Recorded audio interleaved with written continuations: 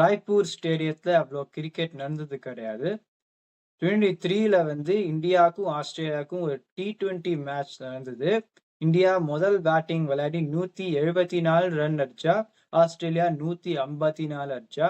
Base economy 9.07, spin economy 6.95, pace wickets 9 wicket, spin wickets அந்த மேட்ச்ல 6 wicket எடுத்தா.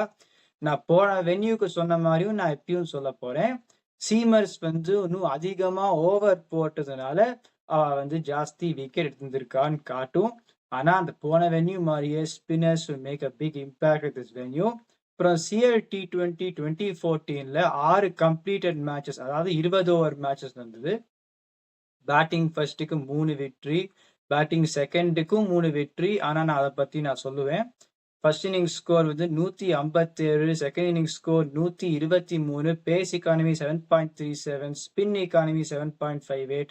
திருப்பியும் சொல்றேன், 51 விக்கெட் பேசர் எடுத்திருந்திருக்கா, ஸ்பின்னர்ஸ் வந்து 18 விக்கெட். ஆனா நிறைய மேட்சஸ்ல வந்து பேசர்ஸ் இன்னும் ஜாஸ்தி ஓவர் போட்டதுனால அப்படி காட்டுறது.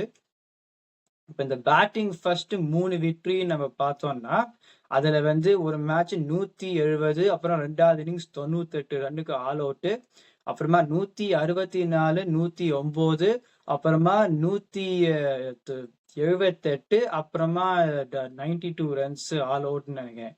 ஸோ இந்த கேஸ்ல முதல் batting first yielded the bigger victories. So நான் திருப்பியும் நான் என்ன சொல்லுவேன்னா, போன மேட்சுக்கும் நான் இப்படிதான் சொல்லுவேன்.